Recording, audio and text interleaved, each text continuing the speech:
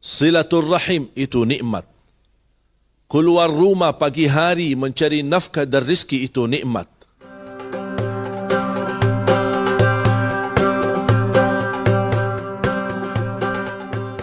Ucapkan Assalamualaikum warahmatullahi wabarakatuh.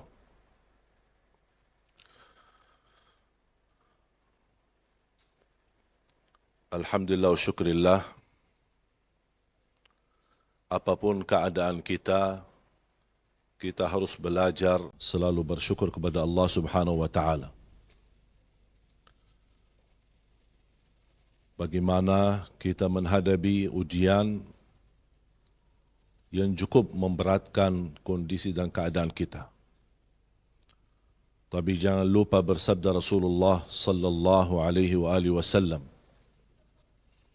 "Ajaban li amril mu'min, inna amrahu kullahu khair."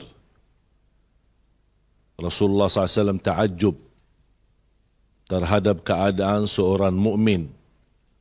Semua apapun yang dihadapi itu baik baginya. In asabathu sarra'a syakar, fakana khairan lah. Wa in asabathu darra'a sabar, fakana khairan lah. Wa laysa dhalika illa lil mu'min. Ketika dia mendapatkan nikmat, bagi orang mukmin selalu bersyukur. Ketika orang mukmin mendapatkan ujian, bala, musibah, sebagaimana kita hadapi wabah ini, itu merubah ujian, dan orang mukmin adalah menghadapinya dengan sabar. Dan hal ini, kata Rasulullah SAW, tidak dimiliki kecuali orang yang beriman. Orang mukmin yang mampu bersyukur terhadap nikmat dan mampu sabar terhadap ujian. COVID-19 merubah ujian. Kita tidak tahu apa hikmah di balik ini.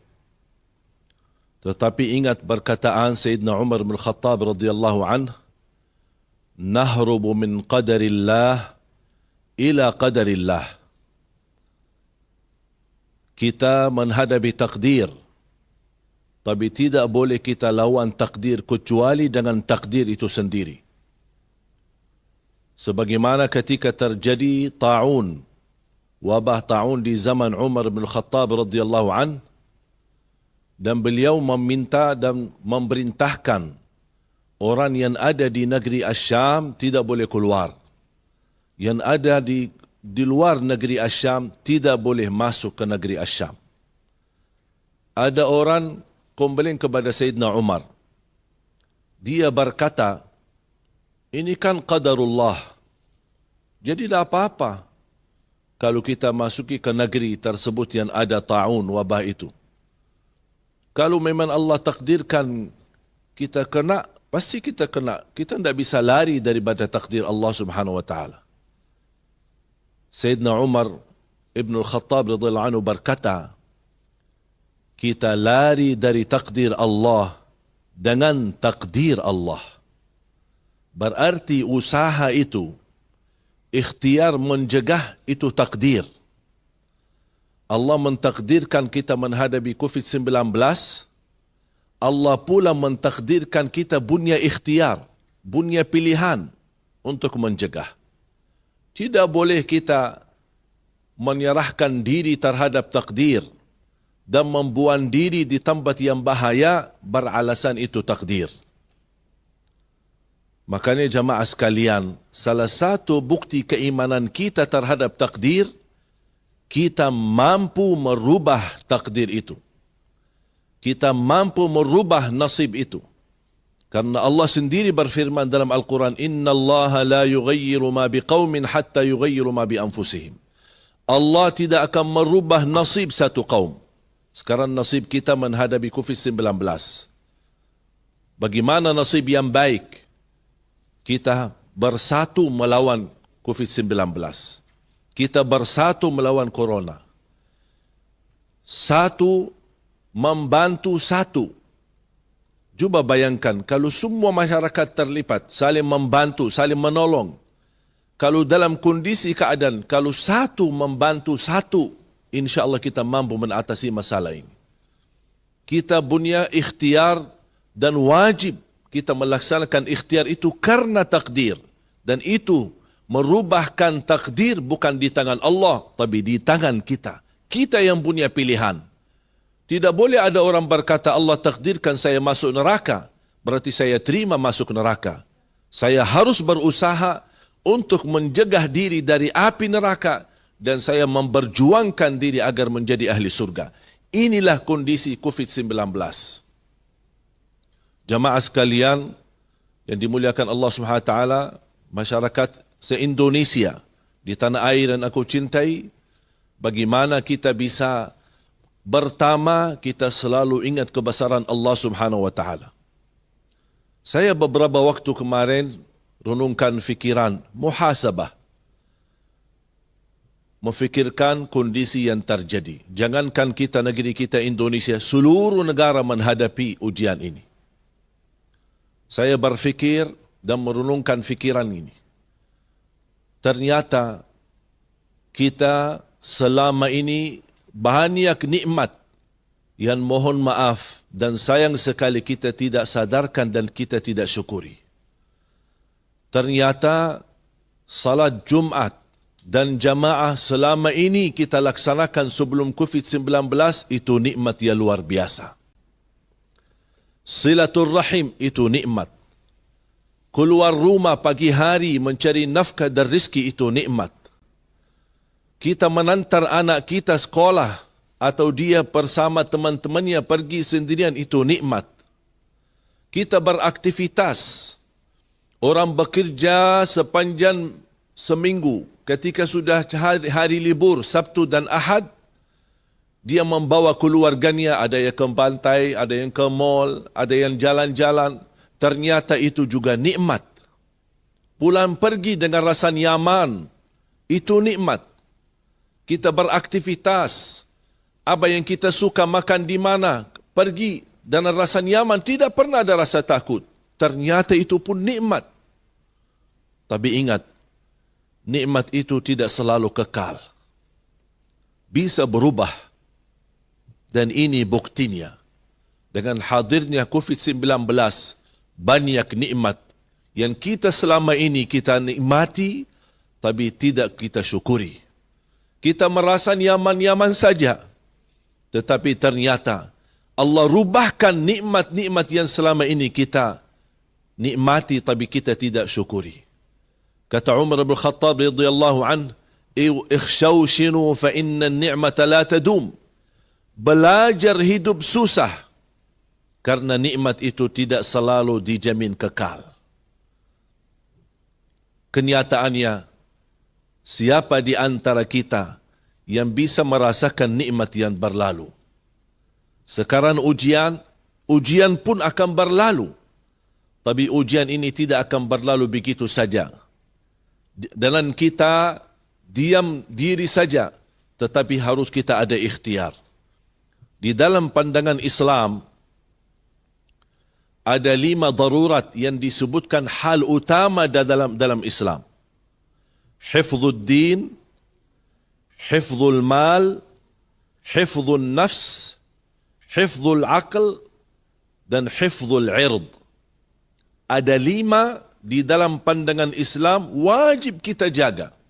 Bahkan disebutkan hal darurat, terutama, pokok yang tidak bisa kita tinggalkan.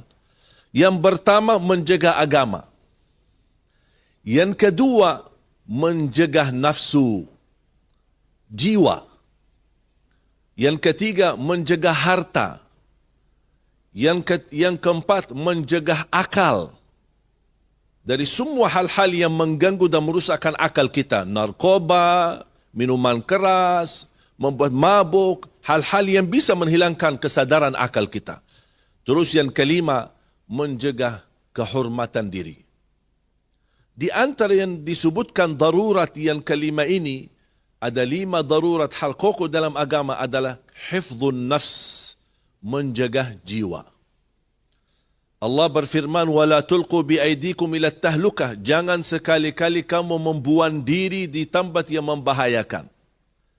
Wa ahsinu, berihsanlah, berbuat kebaikan terhadap jiwamu, dirimu, karena Allah mencintai orang-orang yang berbuat kebaikan. Innallaha yuhibbul muhsinin. Ini kesempatan. Apalagi kita memasuki dan menyambut bulan suci Ramadan. Menurut saya Ramadan ini, kali ini, Allah memberikan ujian, saya mengambil sebuah hikmah. Allah ingin kali ini ibadah kita berhubungan langsung sama Allah Subhanahu wa taala. Mungkin selama ini kita merasa nikmat sepanjang berkali-kali Ramadan yang berlalu. Nikmat i'tikaf, nikmat tarawih, nikmat buka bersama, nikmat ramai-ramai ke masjid. Tapi nikmat itu, saya ingatkan lagi, belum tentu kekal. Belum tentu dijamin terus-menerus. Kali ini, kita bisa menikmati Ramadan, tapi dengan kita bermunajat di rumah. Kita tarawih di rumah masing-masing. Kita menjaga diri di rumah. Karena ada hal utama dalam pandangan Islam, wal wiqayatu khairum minal ilaj. Menjaga itu lebih wajib, lebih baik daripada berobat. Artinya, menjaga dari apa? Dari segala sesuatu yang bahaya, apalagi dalam kondisi wabah. Dan wabah ini bukan pertama kali terjadi dalam sejarah Islam.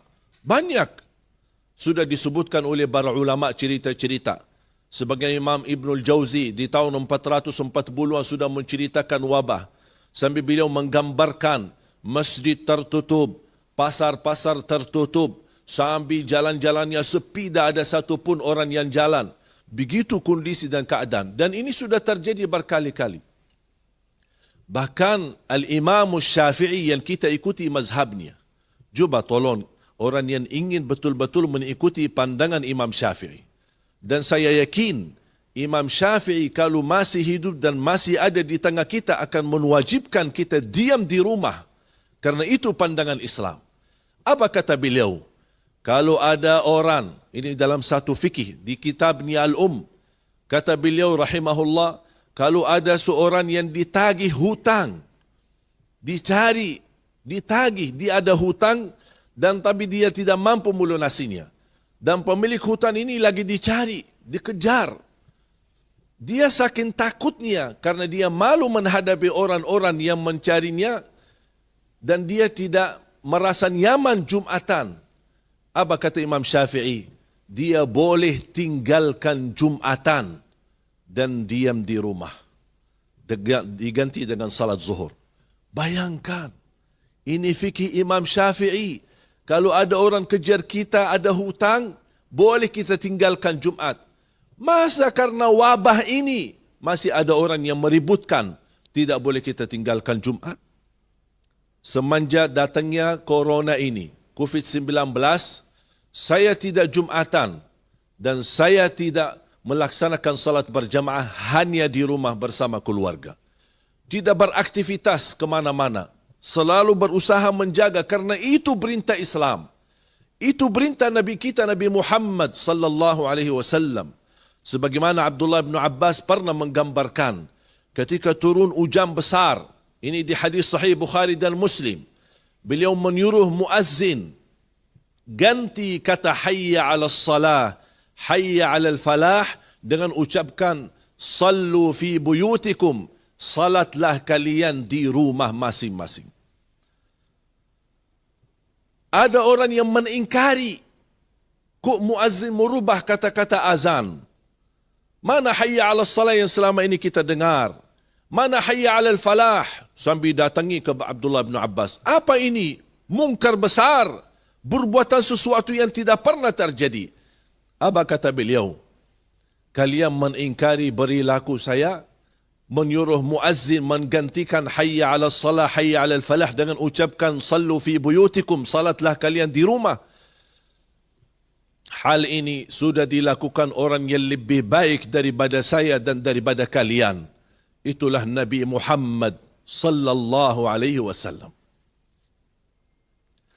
Karena pernah juga terjadi di zaman Nabi Muhammad sallallahu alaihi wasallam ketika turun hujan besar, Sampai jalannya sudah tidak dimungkinkan orang bisa lewati dengan nyaman. Makanya Nabi Muhammad SAW menyuruh muazzinnya kumandangkan sallu fi buyutikum. Muncullah berbeza pendapat antara ulama.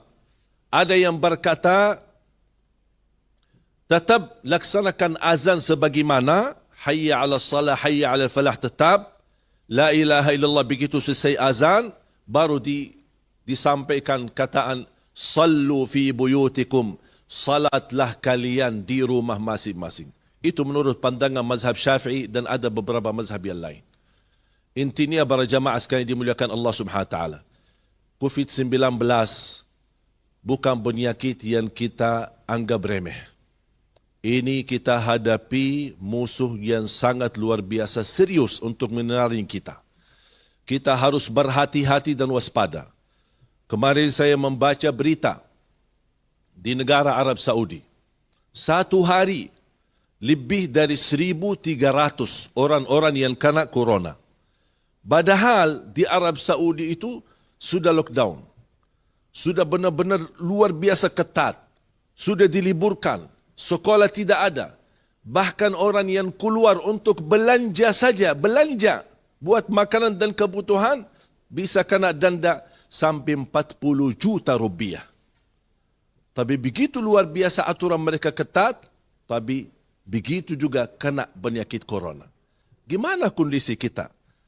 Saya kadang-kadang keluar rumah melihat aktivitas ramai. Di pasar ramai. Seperti orang biasa-biasa aja. Bahkan tidak pernah mencegah. Tidak pernah menjaga diri. Bagaimana bisa tidak pernah pakai masker. Tidak pernah menjaga kebersihan. Bahkan kita seperti tidak ada berita apa-apa. Padahal sudah ada upaya dari pemerintah kita mengingatkan, waspadalah, memberitahu, mengingatkan kondisi dan bahaya, tapi nampaknya masyarakat kita belum sadar. Jamaah sekalian, jangan kita panik dan takut. Diam di rumah, ini solusi yang tepat untuk kondisi sekarang. Beraktivitas di rumah, apalagi bulan suci Ramadan, sungguh nikmat. Kita bisa menjadikan nikmat bagi kita beribadah di rumah, lebih dekat dengan keluarga. Mungkin selama ini banyak orang yang beraktivitas di luar rumah, bahkan jarang sempat buka puasa bersama atau sahur bersama keluarganya. Kali ini, tahun ini kita jadikan Ramadan spesial, Ramadan istimewa, Ramadan khusus, hadiah dari Allah Subhanahu wa taala, membuat kehidupan Ramadan bersama keluarga. Baca Al-Quran bersama-sama, tarawih bersama, menjaga kebersihan. Kita ingat bagaimana Allah Subhanahu wa taala dan Nabi Muhammad SAW memerintahkan kebersihan. Allah mencintai orang-orang yang selalu dalam keadaan suci. Dan alhamdulillah dalam pandangan Islam, menjaga wudu tanda kesempurnaan iman. Selalu cuci tangan, menjaga kebersihan pakaian. Kalau keluar ada urusan darurat tidak bisa ditinggal, tolong pakai masker. Mohon jamaah sekalian, jangan membiarkan wabah ini menular kepada seluruh negeri kita. Apalagi mudik. Saya ajak orang Madinah. Orang tua saya berada di sana. Saya sudah mengambil keputusan tahun ini tidak mudik. Walaupun ada kesempatan saya bisa mudik. Tapi saya tidak mau. Mengapa? Bukan saya butuh silaturahim. Siapa yang tidak ingin silaturahim bertemu dengan orang tuanya? Orang tua kita adalah surga. Surga kita di dunia. Makanya kita ingin silaturahim bersama mereka. Bahkan kita tidak mau tinggalkan mereka. Tapi kondisi yang menentukan. Kita tidak butuh silaturahim. Tapi tetap kita bisa dan mampu menjalin silaturahim melalui video call. Dan jarak jauh. Mudik, kita tahun ini menjadikan mudik kita di rumah. Untuk menjaga keluarga kita. Menjaga kebersamaan kita. Dan menjaga kesehatan kita. Mungkin ada orang berkata, saya mampu menjaga diri. Sebenarnya jamaah sekalian, bahayanya sebenarnya bukan orang yang sakit. Yang lebih bahaya, kalau anak muda yang sehat, fisiknya kuat, beraktivitas luar biasa lancar, dia kena sakit, dia sudah positif corona, pulang ke rumahnya, bersalaman dengan orang tuanya yang sudah tua dan usia, barangkali ada di antara keluarganya yang sakit-sakitan, disitulah menular penyakit ini dan bisa mengakibatkan meninggalnya orang tuanya. Orang berkata, anak muda, saya sehat dan merasa kena corona, saya biasa-biasa aja. Ya, memang biasa-biasa aja. Tetapi belum tentu karena anda belum pernah cek, belum pernah periksa, bisa positif corona walaupun anda merasa dirinya kuat dan sehat. Hati-hati, ini bisa tertipu dan bisa kita kena bahaya corona dari tempat yang kita tidak sadari. Makanya jemaah sekalian, waspadalah. Selalu menjaga kebersihan, cuci tangan dengan sabun dengan air yang mengalir minimal 20 detik dan kita terus selalu berpakai masker apabila ketika sudah kita ada perlu kita keluar, kita usaha jaga jarak minimal 1 sampai 2 meter. Ini kondisi kalau kita darurat. Tapi kalau boleh saya usulkan, stay in home. Diam di rumah. Tidak ada urusan yang terbinting daripada untuk menjaga kesihatan kita. Di dalam pandangan Islam, menjaga kesihatan itu wajib. Makanya kita harus selalu berusaha untuk mencari ridha Allah Subhanahu wa taala. Apalagi umat Nabi Muhammad SAW, alhamdulillah Allah jadikan seluruh bumi ini menjadi bersih dan boleh menjadikan tempat salat. Berarti di rumah kita bisa beraktivitas salat. Ayo, jangan mudik. Jangan fikirkan bagaimana kita bertemu dengan keluarga. Tapi kita utamakan kesihatan keluarga. Kali ini kita beribadah di rumah. Dan kita produktif. Bagaimana bisa menjadikan rumah adalah jannati. Surgaku, rumahku. Di sinilah kesempatan kita jadikan di bulan Ramadan ini. Rumahku, surgaku. Dan kita beraktivitas ibadah. Berita gembira dari Nabi kita Nabi Muhammad sallallahu alaihi wasallam. Ketika kita mendapatkan ujian ini, wabah ini, ada orang bertanya bagaimana kondisi ibadah kita. Selama ini kan kita usaha menyempurnakan ibadah, salat berjamaah, Jumatan, tarawih ramai-ramai di masjid, buka bersama, dan kita mengejar ingin meraih pahala yang sempurna. Tapi kalau kondisi begini, banyak kehilangan kesempatan kesempurnaan ibadah. Apa kata Rasulullah SAW di hadis yang diriwayatkan Imam Bukhari, "Idza maridal 'abdu aw safar, kataballahu lahu ma kana muqiman sahiha." Kalau ada di antara hamba karena dia musafir atau karena dia sakit, berkurang aktivitas ibadahnya, apa kata Rasulullah SAW? Tetap nilai pahalanya sempurna di sisi Allah Subhanahu wa taala. Sebagaimana dia dalam kondisi sehat dan tidak musafir, bahkan dia selalu berada di tempat yang normal. Makanya jemaah sekalian jangan sia-siakan. InsyaAllah, sebagaimana banyak kenikmatan kehilangan di tengah kita, saya yakin dan percaya, InsyaAllah cerita wabah corona ini, COVID-19, akan menjadi cerita berlalu. Kesempatan kita bermunajat kepada Allah Subhanahu wa taala. Memohon, ayo para pemuda-pemudi di rumah, para orang tua, anak-anak yang salih-salihah, ayo kita semua di rumah masing-masing, angkat tanganmu, memohon kepada Allah Subhanahu wa taala agar Allah mengangkat penyakit ini. Allah akan turunkan kemuliaan untuk negeri kita Indonesia. Akan Allah jaga negeri kita dari segala bahaya dan dari segala bencana. Kita terus bermunajat kepada Allah Subhanahu wa taala. Memang kita tidak bisa bermunajat di masjid, tapi barangkali munajat kita yang tulus dan ikhlas, munajat kita yang tulus dan ikhlas di rumah masing-masing, pasti akan Allah ijabah dan akan Allah mengangkat bala. Saya merasa sedih karena tidak bisa tarawih. Saya merasa menangis karena tidak bisa mudik. Saya merasa terluka hati saya karena tidak bisa Jumatan. Tapi ini ujian, wajib kita turuti, wajib kita imani.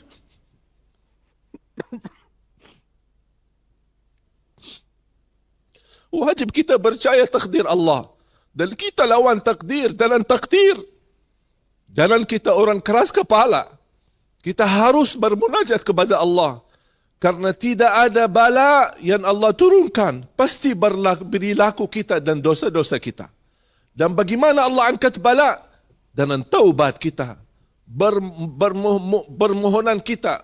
Bermunajat kita kepada Allah Subhanahu Wa Taala. Saya yakin. Karena di dalam ujian ada doa yang tulus dan ikhlas. Selama kita senang, tidak pernah merasa doanya ikhlas. Makanya inti dan hikmah daripada ujian, Allah akan memilih siapa yang bisikan doanya yang ikhlas. Ini kesempatan menjadi hamba yang ikhlas. Untuk menantarkan negeri kita Indonesia, baldatun tayyibatun rabbun ghafur. Kita angkat tangan dengan tulus hati. Kita ingat, ternyata selama ini, banyak nikmat yang kita dapat, tapi kita belum mampu mensyukurinya. Mudah-mudahan dengan kita sabar terhadap ujian yang kita hadapi, mudah-mudahan Allah angkat segala penyakit ini. Allah angkat wabah ini. Dan kita memohon kepada Allah Subhanahu Wa Taala, apalagi di bulan suci Ramadan, bulan terkabul doa. Ya Allah ya Arhamar Rahimin. Ya Allah ya Arhamar Rahimin. Ya Allah ya Arhamar Rahimin. Berilah kepada kami kemampuan agar kami waspada, agar kami selalu menjaga diri, agar kami selalu turuti dan taati perintah agamamu, perintah agama Islam. Dalam kondisi ini, kita mengikuti pandangan Nabi Muhammad sallallahu alaihi wasallam. Apalagi pandangan Nabi Muhammad dan pandangan pemerintah menjadi sama dengan satu tujuan untuk menjaga masyarakat kita dari segala bahaya dan penyakit. Jadilah orang-orang yang pahlawan untuk diam di rumah, karena inilah posisi kepahlawanan kita, posisi perjuangan kita. Lindungi diri, lindungi orang lain. Mari menangkan perang melawan COVID-19. Indonesia bisa. Salam tangguh dan mudah-mudahan kita semua dalam lindungan Allah Subhanahu Wa Taala dari segala bahaya COVID-19 dan selalu dalam kondisi keadaan sihat wal afiat. Amin, amin, amin ya rabbal alamin. Assalamualaikum warahmatullahi wabarakatuh. حي على الفلاح